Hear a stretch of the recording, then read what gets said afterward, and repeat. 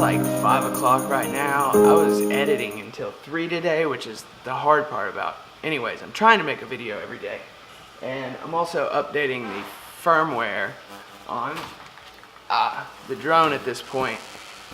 And there's something, this Mavic Pro, I've crashed it like 5 times, and twice I've run it into walls, and the way that these propellers fold means that when it hits something, they'll fold up, and even the arm will fold back. So I ran it into a brick wall full speed, and this arm flicked back, the propeller went in half, it bounced off of the wall and regained flight. That was on the campus of the University of Florida.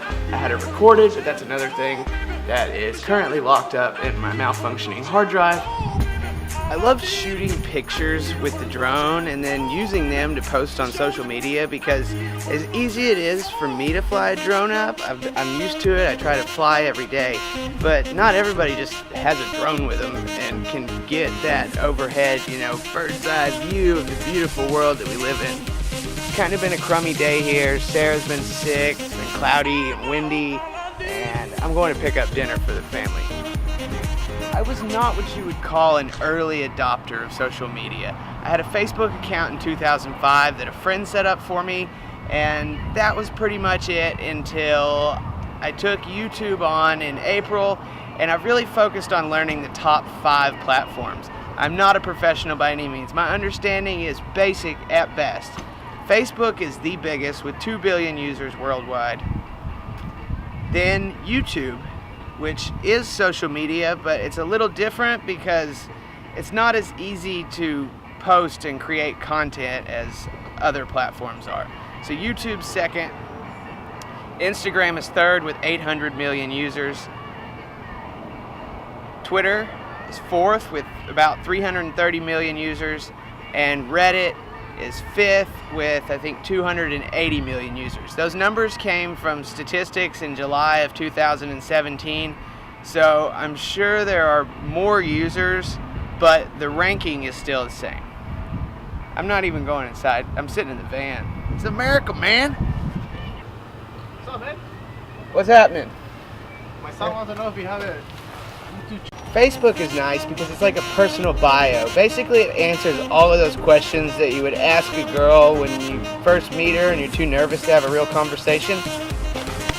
And second, we got YouTube, which is a little bit tricky because it's an unconventional way of distributing media. Music, television, movies. Y'all know what's on YouTube. That's where we're hanging out right now. Instagram is really a home for models and photographers.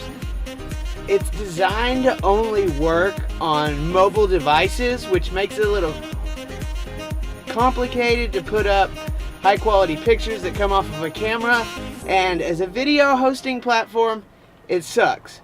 The quality's just not there. Anyways, this is a video that I made with Jackson while we were in Las Vegas picking up Dad one time, and I put it on Instagram. There's a few of those there. My account is @WalkLoveLaugh.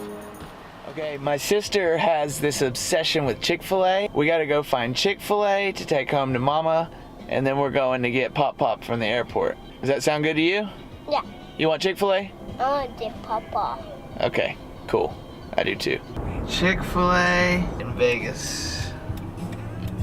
Sarah has got like a freezer full. What's your fries? Do you carry this bag for me?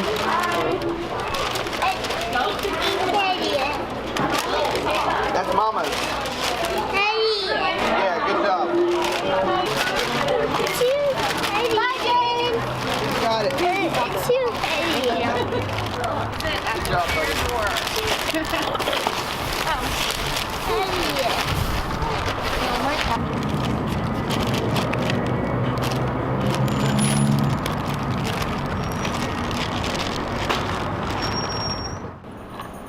Fourth is Twitter with 330 million users.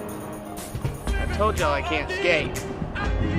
Even the founders of Twitter had a hard time defining what it is. I read a book called Hatching Twitter, which really helped me understand social media in general. It's about the founding of the company and kind of the drama and politics of a startup company, especially at that point in time when social media was blowing up. Twitter's mostly used for news, politics, and I don't know. It's fun to get on there and really jump into a conversation. Like the hashtag is actually a programmer's, it's part of programming language. It's used to group similar subjects together, and that's what it works for on social media now. Fifth is Reddit, which is basically a giant forum that connects people that are into weird stuff with other people that are into weird stuff, so they don't feel weird about the weird stuff that they're into, which is one of the beautiful things that the internet's for. Boobies. Boobies and burgers. The really significant thing about social media is that it's changing the way that we're informed and entertained. Instead of just being observers, we can now interact with the information that we get, and it's replacing the traditional forms of media that have always expected us to just be viewers. Twitter fueled the revolution in Syria by giving the people a way to communicate on a massive scale without, having the power that it takes to get into a traditional news network. Whether we like these changes or not is really insignificant. The important thing is to remember that progress doesn't stop. Just flow with it. Adapt to the change, figure out the new way of doing things, and then, it's all about adapting, changing to the environment that we live in.